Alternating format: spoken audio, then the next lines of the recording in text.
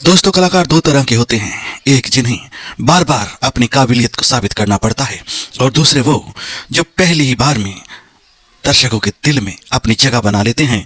ऐसे ही एक कलाकार की आज कहानी कहेंगे। इससे पहले कि आगे बढ़ें, यदि आपने न्यूज़ मिरर चैनल को सब्सक्राइब नहीं किया तो सब्सक्राइब कर लीजिए। बस अभी हाजिर होते हैं। दोस्तों, आज हम बात कर रहे हैं एक ऐसे बाल कलाकार की जिसका फिल्मी नाम था रतन कुमार, और जिनकी डायलॉग डिलीवरी हैरान कर देने वाली थी। साबरमती के संत तूने कर दिया कमाल, ये दिल सभी का भला मांगते हैं। वो इतनी सरलता और सहजता से अपने डायलॉग बोलते थे कि कोई भी उनकी आवाज में खो जाता था, और उनकी एक्टिंग का मयार देखते ही बनता था। दोस्तों, तुम्हारे हैं तुमसे दया मांगते। एक बार जो उनकी एक्टिंग को देख ले, वो फिर जिंदगी भर उस मासूम चेहरे और उन बड़ी बड़ी आंखों को भूल नहीं पाता था। आज हम बात करेंगे इन्हीं मास्टर रतन कुमार की फिल्मी सफर के बारे में। कब से बैठे आस लगाए, हिम्मत वाले पालिश वाले, हिम्मत वाले पालिश वाले। दोस्तों, भारत का बंटवारा हो गया था, लेकिन बंटवारे के बाद रतन कुमार के परिवार ने भारत में ही रहने का फैसला किया। हाँ, ये बात अलग है कि 1956 में वो पाकिस्तान चले गए थे। भारतीय फिल्म इतिहास में बहुत सारे चाइल्ड आर्टिस्ट रहे और उन्होंने अपनी छाप भी छोड़ी, लेकिन अगर बात रतन कुमार की करें तो वो कुछ अलग ही थे। फिल्मों में कदम रखते ही सफलता उनके कदम चूमने लगी थी, और देखते ही देखते वो सबसे डिमांड में रहने वाले एक्टर बन गए थे। दोस्तों, बहुत सारे लोग यह नहीं जानते होंगे कि इनका असली नाम क्या था। तो इनका असली नाम था सैयद नजीर अली रिजवी। भारतीय एक्टर प्रेम अदीब जी के सुझाव पर इन्होंने बदलकर अपना नाम रतन कुमार रख लिया था। प्रेम अदीब के एक किरदार का नाम एक फिल्म में रतन कुमार था, तो उसी से प्रभावित होकर इन्होंने अपना फिल्मी नाम रतन कुमार चुना। दर्शकों, उन दिनों यह चलन था कि बहुत सारे फिल्मी सितारे नाम बदलकर फिल्मों में आ रहे थे, जैसे कि यूसुफ खान ने भी अपना नाम बदलकर दिलीप कुमार रख लिया था, और वो लोकप्रिय हो गए थे। 1941 में जन्मे रतन कुमार ने 5 साल की उम्र से ही फिल्मों में काम करना शुरू किया था, और 1946 में लेखक कृष्णचंद्र ने एक फिल्म लिखी थी जिसका नाम राख था। उसमें भी इन्होंने बाल कलाकार के रूप में काम किया था। जब इस फिल्म के लिए बाल कलाकार की तलाश चल रही थी, तो एक पारिवारिक मित्र ने उनको इस फिल्म में काम दिलवाया था। रतन कुमार को रातों रात सफलता नहीं मिली थी। दोस्तों, धीरे धीरे फिल्में करते हुए अनुभव के साथ वो एक बाल कलाकार के रूप में सफल हुए। उन्होंने उस समय के बहुत बड़े बड़े सुपरस्टारों के साथ काम किया, जैसे कि मीना कुमारी के साथ बैजू बावरा में, जो कि 1952 में आई थी। मधुबाला जी के साथ फिल्म बहुत दिन हुए में काम किया। विमल राय की फिल्म 2 बीघा जमीन में बाल कलाकार के रूप में काम किया, और राज कपूर की फिल्म बूट पॉलिश में तो दोस्तों उनकी एक्टिंग देखते ही बनती है। एक बार जो दर्शक इस फिल्म को देख लेगा, बार बार उसका मन इस फिल्म को देखने के लिए करेगा। रतन कुमार और बेबी नाज की एक्टिंग बहुत ही गजब की थी इस फिल्म में, और ये दोनों ही कलाकार इतने सधे हुए थे कि देखने वाले दांतों तले उंगली दबा लेते हैं इन बाल कलाकारों की एक्टिंग देखकर। दोस्तों, पूरे देश में बैजू बावरा फिल्म के लिए बाल कलाकार की खोज की जा रही थी, जिसमें बैजू बावरा के बचपन के रोल के लिए एक कलाकार को चुनना था, और उस कलाकार की भूमिका के लिए रतन कुमार को चुना गया था, और बैजू बावरा मेगा हिट साबित हुई थी। दोस्तों, यहां पर भारत में सफलता रतन कुमार के पांव चूम रही थी, और वो बहुत ही सफल हो रहे थे। दिन प्रतिदिन उनकी प्रसिद्धि बढ़ती जा रही थी, लेकिन न जाने किन परिस्थितियों के कारण 1956 में उनका परिवार भारत छोड़कर पाकिस्तान चला गया। भारत में उनके जितने प्रशंसक थे, उतने ही प्रशंसक उनके पाकिस्तान में भी थे। वहां रतन कुमार के भाई वजीर अली, जो एक निर्माता और निर्देशक भी थे, उन्होंने खुद का अपना एक प्रोडक्शन हाउस बनाया, फिल्म हयात के नाम से। उनके बैनर तले उनकी पहली फिल्म जो थी वो थी जागृति फिल्म की रीमेक। दोस्तों, इस फिल्म का नाम पाकिस्तान में बेदारी रखा गया और स्टोरी भी बिल्कुल सेम थी और यहाँ तक कि गाने भी एज इट इज यूज किए गए। यहाँ जागृति फिल्म में एक बहुत ही मशहूर गीत हुआ जिसे बच्चे आज भी स्कूलों में गाते हैं, आओ बच्चों तुम्हें दिखाएं झांकी हिंदुस्तान की।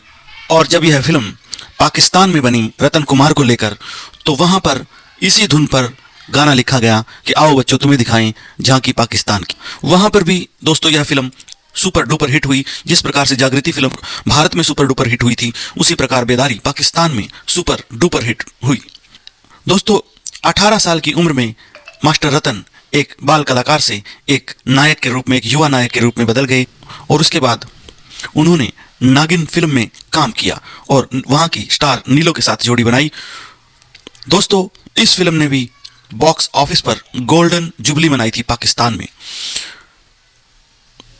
यह दोस्तों पाकिस्तान में यह फिल्म इतनी बड़ी हिट थी कि इसका रिकॉर्ड कोई भी फिल्म तोड़ नहीं पाई थी। दोस्तों, बाल कलाकार के रूप में रतन कुमार ने प्रसिद्धि के शिखर को छुआ था, भारत में भी और पाकिस्तान में भी। जब वे युवा हुए तो उन्होंने पाकिस्तान में फिल्म नागिन बनाई जो कि सुपर डुपर हिट रही, लेकिन उसके बाद एक युवा कलाकार के रूप में उनकी फिल्में असफल होने लगी, जैसा कि अक्सर बाल कलाकारों के रूप में होता है। दर्शकों, जो भी बाल कलाकार शुरू में हिट रहे, बाद में जब वे युवा हुए तो अनेकों उदाहरण देखने को मिलते हैं, जैसे जूनियर महमूद जी का उदाहरण है, सचिन जी का उदाहरण है और इसी तरह से रतन कुमार जी का भी एक एग्जाम्पल है। जैसे ये लोग युवा हुए, एक युवा कलाकार के रूप में ये लोग फेल हो गए और इनकी फिल्में असफल होने लगी। ऐसा ही कुछ पाकिस्तान में रतन कुमार जी के साथ भी हुआ। एक दो फिल्मों के बाद उनकी आगामी फिल्में फ्लॉप होनी शुरू हो गई थी। दोस्तों, बचपन में ही उन्होंने प्रसिद्धि के शिखर को देख लिया था और अपनी लोकप्रियता के चरम पर पहुंच गए थे। दोस्तों, हर किसी के करियर में, जीवन में उतार चढ़ाव आते ही रहते हैं। तो ऐसे में जब रतन कुमार की फिल्में फ्लॉप होनी शुरू हो गई, उन्होंने फिल्म इंडस्ट्री को छोड़ दिया और अपना कारपेट का बिजनेस शुरू कर लिया। अपने बचपन के दिनों को याद करते हुए रतन कुमार जी बताते थे कि उन्होंने बिमल राय जी से बहुत कुछ सीखा था। दोस्तों, पाकिस्तान में मास्टर रतन की 4 वर्षीय बेटी की एक दुर्घटना में मृत्यु हो गई थी। अपनी बेटी की मृत्यु के दुख में वो इतने टूट गए कि उन्होंने हर चीज से दूरी बना ली और वो सबसे अलग थलग रहने लगी और अपनी बेटी को दिन रात याद करते थे। 60 के दशक के अंत में रतन कुमार ने नेशनल कारपेट के लिए काम करना शुरू कर दिया था और जर्मनी जैसे देशों की यात्रा करके वो ओरिएंटल कालीन बेचने का काम करते थे। दोस्तों, बाद में रतन कुमार अमेरिका बस गए। फिल्मों में काम करना छोड़ने के बाद लोग अक्सर रतन कुमार से पूछा करते थे कि क्या आपका अब भी एक्टिंग में वापस जाने का मन है? तो रतन कुमार जी कहते थे कि नहीं, मैं ये नहीं कर सका। दशकों बाद भी वापस फिल्मों में लौटने की अब मेरी क्षमता नहीं रही। दोस्तों, मेगा स्टार राज कपूर को वो हमेशा याद करते थे और उन्होंने राज कपूर जी के साथ अपनी एक मुलाकात का भी जिक्र किया था।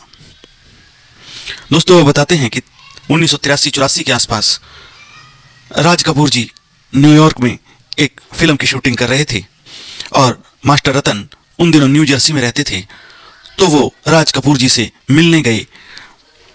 तो जब रतन कुमार जी ने राज कपूर जी को अपना नाम बताया तो उन्होंने उनको तुरंत पहचान लिया और राज कपूर जी ने उनको भारत वापस आने का न्योता दिया और उनको कहा कि आपकी फिल्में आज भी लोगों के दिलो दिमाग में उतनी ही ताज़ा हैं जितनी कि 1950 के दशक में थी।